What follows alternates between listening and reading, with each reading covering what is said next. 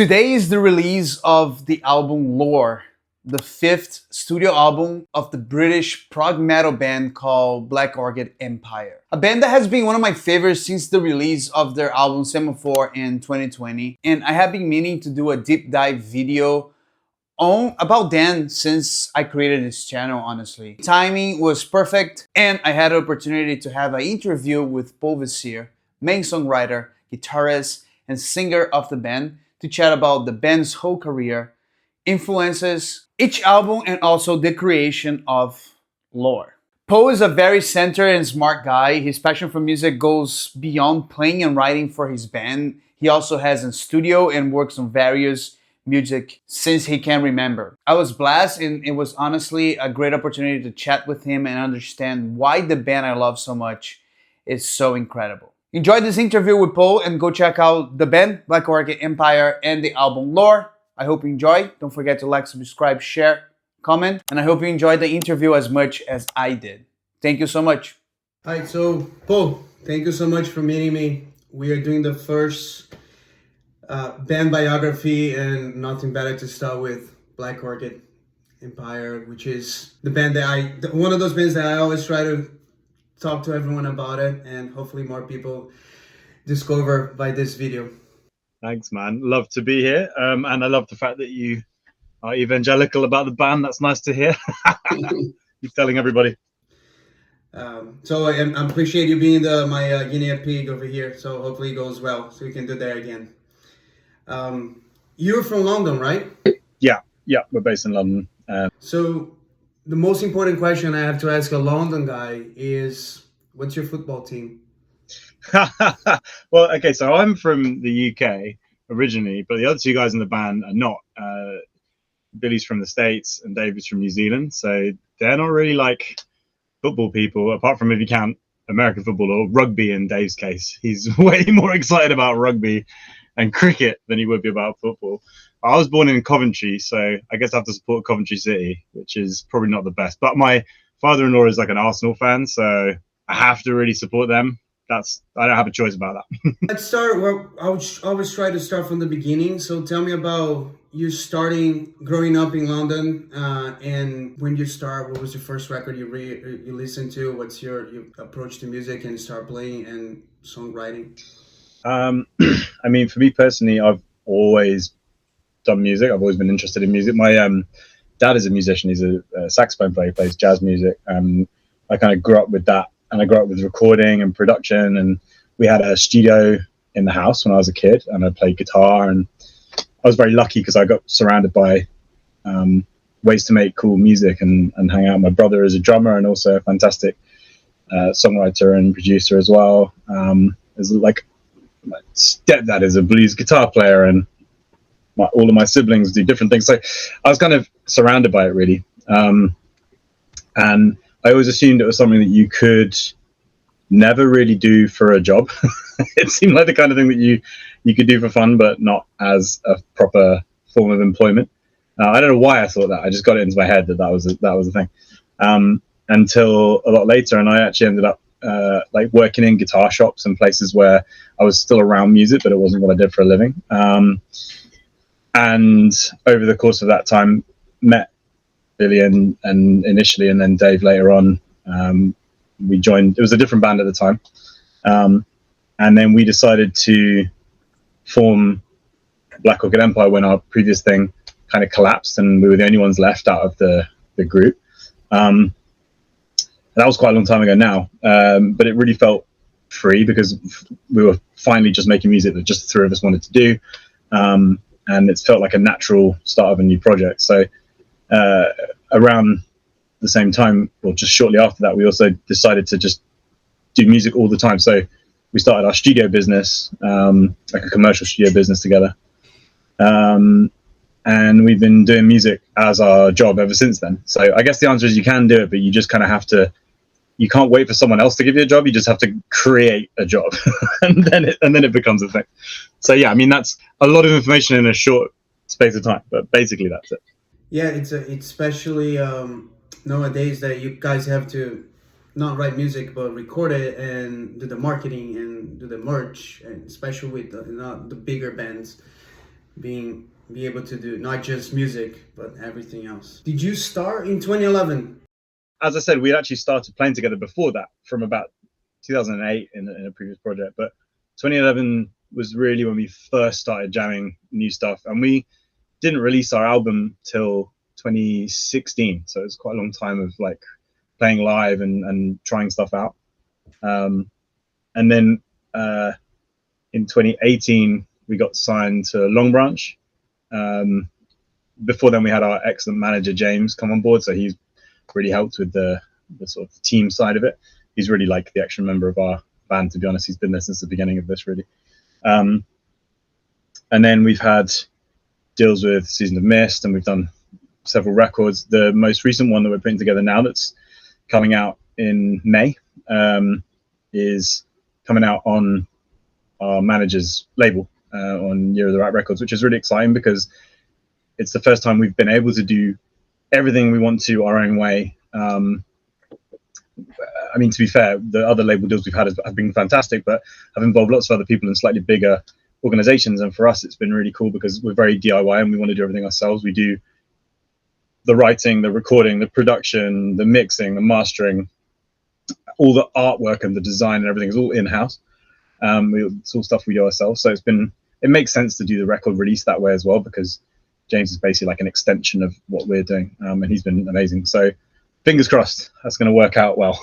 I'm excited for it. When you answer my email saying that you're working on a new thing, that was exciting. You know, talking about London and England and UK as a whole for music scene, it's unbelievable. Like, you can be here for 3 decades seeing all the bands. But how was the music scene when you started, and what was your biggest influences? There's always been a really strong scene, especially for heavy music in the UK, I think. Really since the start of heavy music. I mean, everyone's been talking about Ozzy and Black Sabbath recently, but that's bands like that and Iron Maiden are like, you know, Iron Maiden were based just down the road from where our studio is. You know, that it's you can feel it in the DNA of the place. And also in the Midlands is where I spent a lot of time when I was a kid. So there was definitely a lot of that kind of that early scene from Sabbath and stuff was still very resonant there. Our favorite bands have always been like pushing technical boundaries and being progressive, but also really melodic. So bands like Deftones are probably like the most important early on. Like also Queens of the Stone Age, things like that. Things where there's like, it's all about the song. And then we got really into Periphery, Tesseract, Monuments, bands that push the envelope a little bit harder on the progressive side. Carnival as well, who've just released an amazing record. So it's like, for us, it's very important that everything is rooted in like melody, but then the technicality and the progressive stuff is really important as well. So any bands that do that have always been our favorites. I'm glad like Textures are doing stuff again. They were always a big influence back in the day as well.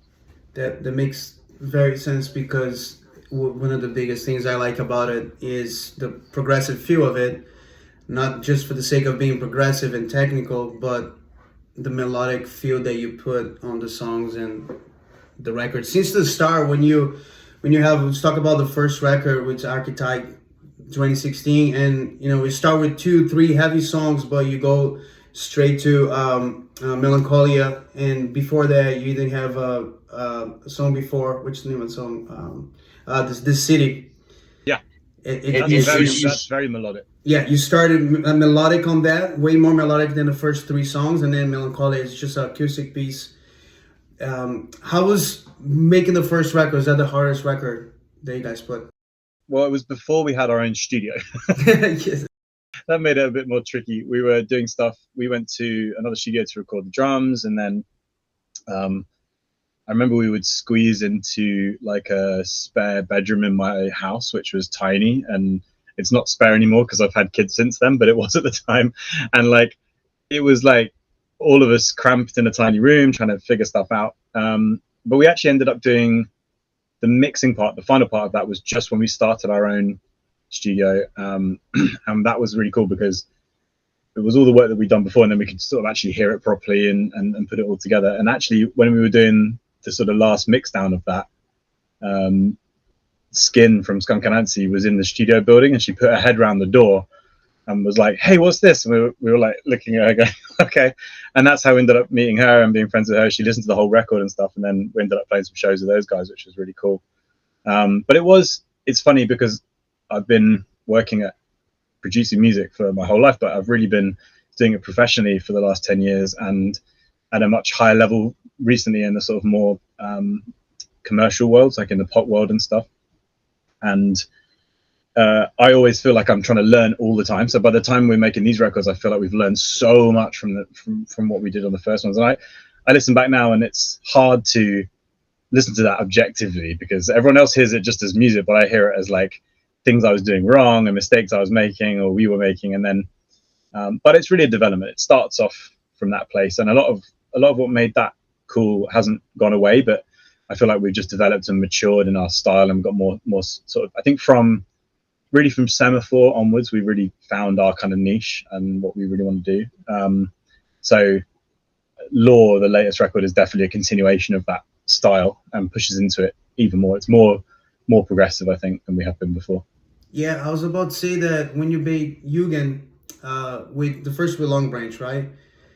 The leap of the sound quality and just everything, just sort of, it was very easy to notice, Yeah, and there was a clear change of the sound. Not and but you like you said, there was a lot of things that were there on the first record, but with I think right now, I guess the second record you have more help outside, like at the studio and all those things.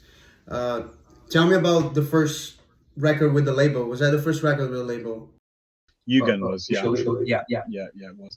That was great. I mean, the Long Branch were brilliant, and they supported it really well.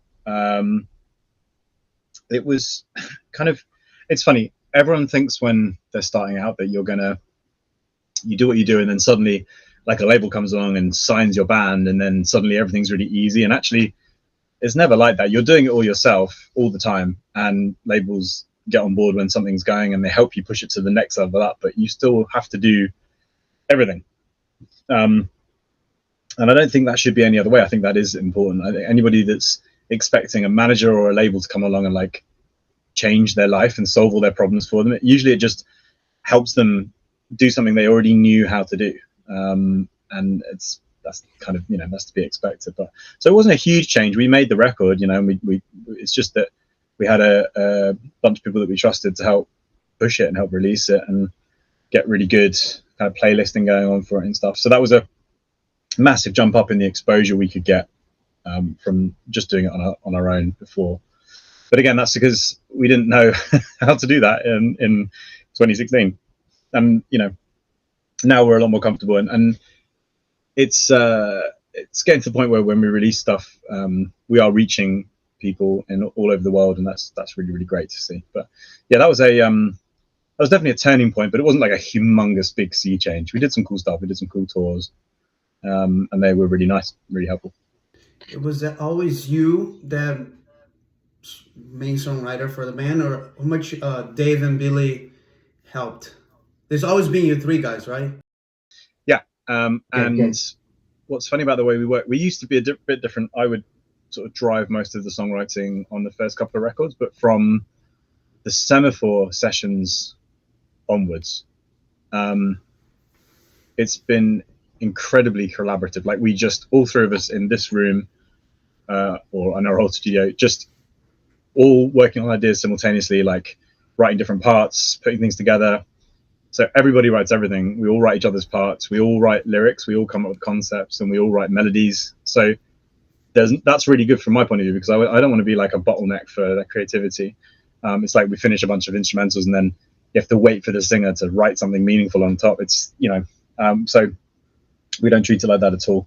And that's why one of the reasons we enjoy writing like concept records, records with big ideas behind them, because then everyone can contribute. It's not like I'm writing this really personal song about a relationship or something. It's more like we're writing a story and a narrative or about a certain concept, and then everybody can contribute to that. So yeah, it's very much a collaborative process. That makes so much sense because Billy's drums have so much personality on it. It's not just follow you through around. Same with Dave's bass and backing vocals as well. So it makes sense that you say that you guys help each other. It's an important part, and we're almost like daring each other to try different stuff. So maybe if I've started with a guitar riff, the other boys will help me like push it as far as it can go and make it like the coolest iteration of it can be. Because I think a lot of times people write something and go, cool, done, move on to the next thing. But actually, a lot of time you can refine that idea quite heavily, and you can push it from a place where maybe it's good, but it's not particularly exciting, to somewhere that's really special. So we try and make sure every single part of every single bit of the record is got that specialness to it, which sounds like a stupid thing to say, but it just means very rarely will you get a riff that is the same each bar. They're going to get an iteration each time, something new happens, something fresh happens. So we keep it fun to listen to for ourselves, and then hopefully that means it's fun to listen to for everybody else. Yeah, even like I mentioned, the drumming parts and the patterns are not the same always, and it has the change to it, but it feels so natural. Like it's not for the sake of being technical or anything like that. It fits perfectly on the song. And Semaphore is the second album with Long Branch. That's when I discovered the band for the first time, and he has, according to Spotify, has the most popular song, which is Singularity of the band, and he has my favorite song, which is Monolith. Interesting that's your favorite, because it's like a deep cut, man. That's like an album that never got released as a single, but I actually really enjoy that song. I really enjoy that concept as well. Yeah, tell me about the Singularity first, and if you don't mind, tell me about the concept of Monolith as well. Yeah, sure. I mean, the whole of Semaphore has a science fiction kind of story, like a wider concept. I don't know if you're like a sci-fi nerd like we are, but like that seemed like a good place to be. And it's inspired by lots of the movies and books and stuff that we love. Singularity is kind of like an interstellar idea where you're trapped in a ship with no way to get away from this kind of black hole that's pulling the ship closer without going around it. And then as the science nerds will tell you, you get differentials in time. So it was this idea of having to say goodbye to everything you loved in order to survive. The whole reason we do conceptual stuff is you can talk about much bigger issues and much bigger, more sort of pan-human things through that medium than you can if you're just talking about your own personal experience. I also fully believe that everybody should talk with authenticity about their own experience. I feel a bit like in fiction, sometimes that comes through more profoundly. So if I read like Cormac McCarthy, I know I'm getting his view of what he's talking about, but he's telling the story. It's just a beautiful kind of combination of those two things. And that's what we try and do as well. So we wrote little stories, little actual science fiction stories for each song. So that one's, and then we wrote the song separately. Those stories haven't come out. We should probably release those. I'll have to send you the story. So yeah, we've got that's Singularity, and Monolith is about like it's quite poignant now. It's about like a rogue AI, basically, and the idea that it's ultimately completely in control, and it's everybody's kind of lives are in its hands, and you're then relying on the moral code of a machine, basically, which is quite relevant now. So I don't know. Yes. Maybe that's it's the funny thing about that stuff is it's been part of science fiction and part of sort of fantasy for decades and decades, and we're actually finally getting to a reality where AI is part of our lives, which is quite interesting. But yeah. And you talking about like regular like Star Wars, that type of, because I'm not the science fiction nerd. I like it, but not like you guys probably. Yeah, for real. Yeah. Yeah, stuff like that. We were brought up on those kind of things, and then for me, it's also lots of writers, lots of books, sort of Arthur C. Clarke and Asimov and Ian M. Banks. Yeah, I could talk about that stuff forever, but yeah. Nice. I knew, so that's a good thing about talking to you, because I knew it was a conceptual album, this one and the next one as well, right? But I wanted to get deep and hear exactly what it was about.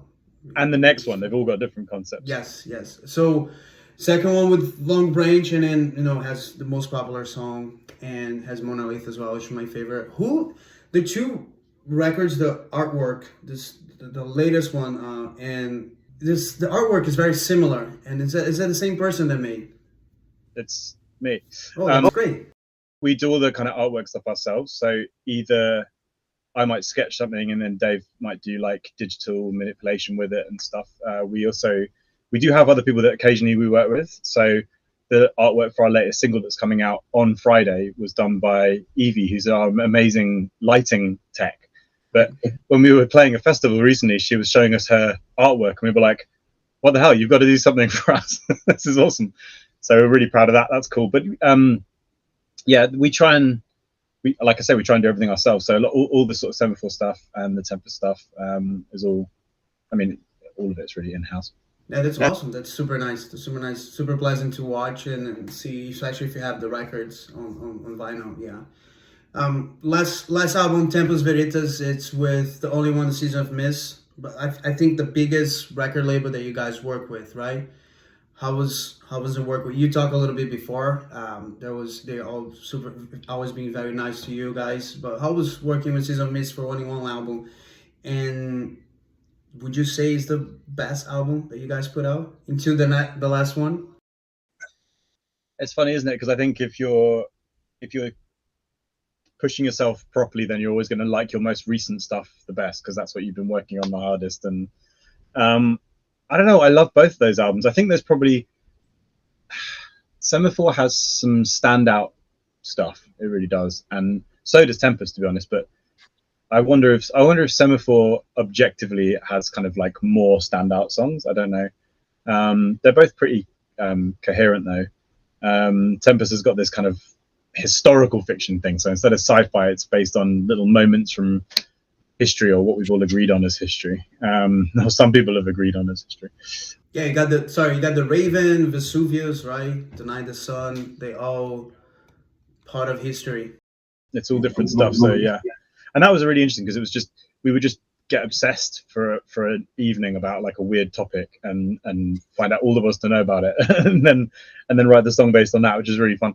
But yeah, I mean that was great. I feel like in a lot of cases you can have success with a label or things can kind of not work out, and it's really just a bit luck of the draw sometimes. Because for example, Semaphore came out literally right at the beginning of COVID, and we really thought about like delaying that album and not putting it out till after everything, and then we decided, well, you don't know how long that's going to be, so let's just release it. And in a way I think that worked really well because everybody was really hungry for music to listen to, and it was great. But who knows? It's a roll of the dice. And with Tempest, I don't feel like Tempest connected as well as Semaphore did, but I don't really know why that is, to be totally honest. We just make stuff that we're really proud of and we put it out, and then sometimes it's up to other people to promote it, sometimes it's up to us. That's why we've been keen to take on more of that responsibility and work more closely with a smaller team. So being able to do the stuff with Year of the Rat, I think, is going to be a really good turning point for us where we can just be really in control of it. Because sometimes, for example, when we work on the Season of Mist record, Tempest, we had somebody who was in charge of all the marketing for that record, super interested, really engaged. But then she left and she went to another company.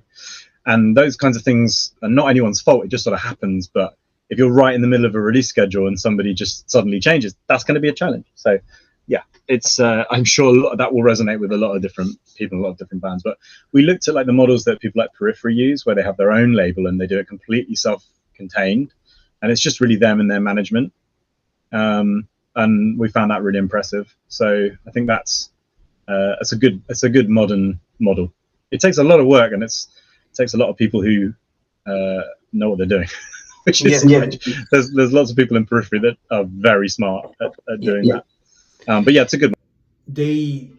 I think they cracked the code of not just being musicians, but overall, like modern, I guess.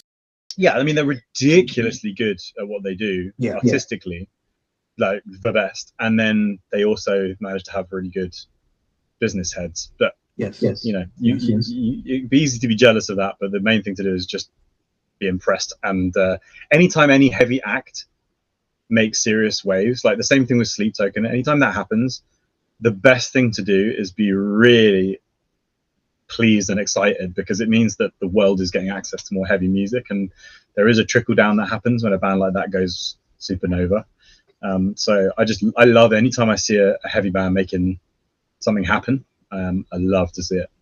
Yeah, I mean, you mentioned Sleep Token, cracking open. Bad Omens is doing a great thing too, just expanding to the pop culture as well. Knock Loose just played Jimmy Kimmel last year.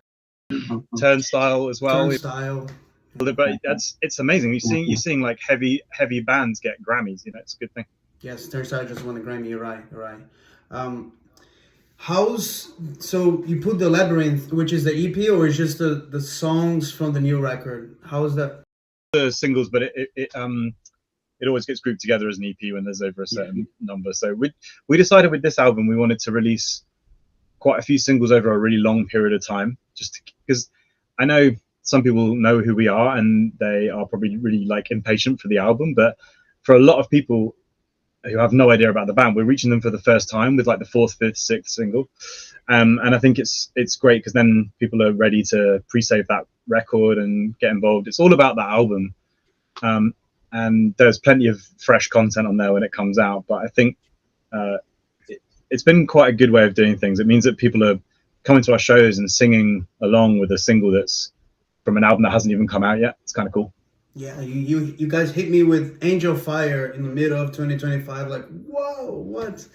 That's coming. Nearly a year ago. Yes. Yeah. We've taken, so it was longer than we wanted to take, to be honest with you, because we also wanted to make sure that the album was as good as it could possibly be. It's one of the downsides of doing everything yourself is nobody else can make it go any quicker. You have to just do stuff, and we all have other things and other projects going on that we're all quite busy with as well. But I don't think that's a bad thing. I think once it's, as long as we're happy that the quality is there, I don't mind how long it takes. No, that's great. To take your time, please. Don't. You mentioned other projects. Is that playing or more producing and recording? On the production side, we run a production company and a label, and we compose for television and all sorts of other stuff. So none of us are in any other band projects, but there is lots of music being made and lots of things that we do. So it's not quite as simple as I suppose it's the same thing for bands that are. You'd be surprised how many bands sign bands on labels, but they still all have jobs. It happens all the time. It's a hard thing to juggle now, really is. So it's always a challenge, but at least in our case, everything's in our control. It's great. That's great. Tell me about the newest album, just very quick. March 6th, you say? It's May the 8th, the newest. May the 8th. Yeah, Law. And this one is a like a mythology theme. So each song has a different kind of inspiration from a different myth. Some of them are recent myths, like the Bermuda Triangle or something, and some of them are like ancient history, ancient Egypt, ancient Greece, that kind of thing. So it's a mixture of stuff, but it's been a really fun thing to put together. Yeah, what's the name again of the album? Sorry. It's called Lore. Lore. Okay. Like Lore. Yes, great. Looking forward to it. When people that haven't heard you guys and they listen to the new album or even the singles, before that, how do you describe your music for them? I would describe what we do as basically progressive metal, but with a very strong ear for melody. And if you like harsh vocals, you've come to the wrong place. But that's not because I don't like them, it's because I can't do them. Who does a screamo? Yeah, we need to do some more scream. Yeah, who doesn't? When you guys, there's a couple of songs that has some. I can get a little. I do occasionally get a little bit heavy, but I don't. It's definitely not. It's not my go-to. Yeah, it's a funny one. I just think we're addicted to like pop melody, so I don't think we're ever going to end up. It'd be fun to do a collaboration with somebody, and it's one of the things I like about what Spencer does in Peripheries. He's got the ability to switch up the dynamic all the time. But yeah, for us, the melody's always been really important. So can't see that changing. Yeah, definitely something that stands out from some of the progressive metal bands for sure. So Paul, I appreciate it talking to you. It's been great. But I appreciate it you taking the time. Hopefully, Black Orchid Empire can come to the U.S. soon to play. We'd love to do that. We'd love to do that. It's logistically challenging, but we'd love to do it. Yeah, soon, and maybe I have to go to the UK to see you guys, and hopefully more people listen to you guys, and the new album is as great as the other ones. And Hope so. thank you, man. Good luck. All right, man. My pleasure. Cheers. Thanks.